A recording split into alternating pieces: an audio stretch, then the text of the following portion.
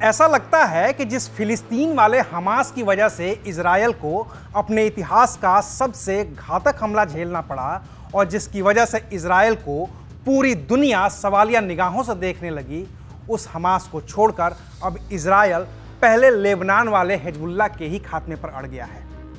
तभी तो इजरायल ने लेबनान की सुरक्षा में सेंध लगाकर हिजबुल्लाह के पेजर में ब्लास्ट किया, फिर उनके वॉकी टॉकी में ब्लास्ट किया, फिर रेडियो में ब्लास्ट किया और उसके बाद लैपटॉप और उसके बाद सोलर सिस्टम, हर जगह ब्लास्ट किए, कुछ भी नहीं छोड़ा, पूरी तरह से तबाही मचा दी। और ये तबाही अभी खत्म नहीं हुई है। लेकिन सवाल है कि क्यों? इजरायल का सबसे बड़ा दुश्मन तो हमास है, तो इजरायल अपनी इतनी ताकत, अपनी इतनी तैयारी हमास को छोड़कर हिजबुल्लाह के खिलाफ क्यों लगा रहा है? आज बात करेंगे विस्तार से। नमस्कार, मैं हूं अविनाश और आप देख रहे हैं अनकट।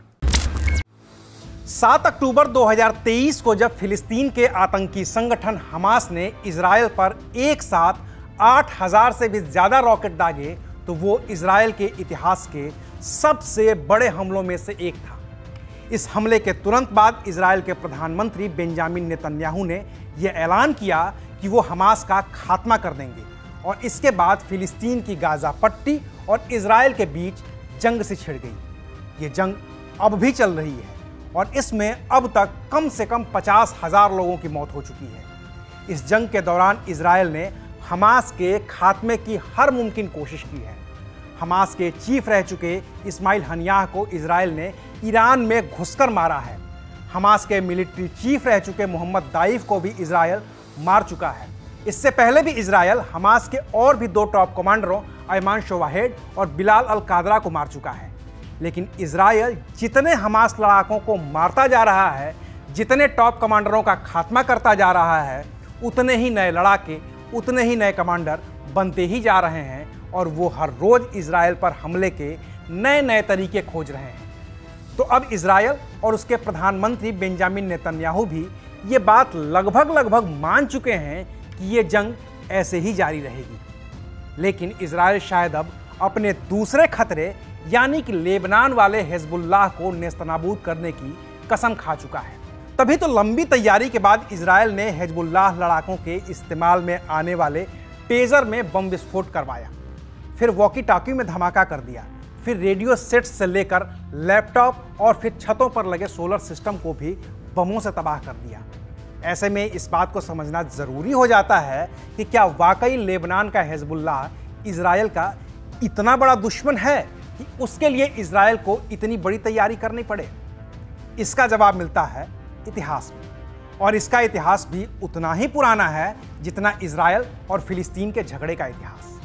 1948 में जब इजरायल और फिलिस्तीन का बंटवारा हुआ और 2 देश बने तो बहुत से फिलिस्तीनियों को भागकर लेबनान में भी शरण लेनी पड़ी।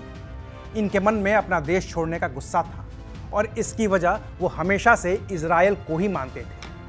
तो इजरायल के खिलाफ उनका गुस्सा सुलगता रहा धीरे धीरे, लेकिन वो कभी इस हालात में नहीं आ पाए कि इजरायल के खिलाफ लड़ सके। इस बीच 1979 में ईरान में इस्लामिक क्रांति हुई और अयातुल्लाह खमेनेई के नेतृत्व में ईरान में सत्ता परिवर्तन हो गया और इसके बाद ईरान ने फिलिस्तीन से भागकर लेबनान पहुंचे शरणार्थियों को मदद करनी शुरू कर दी।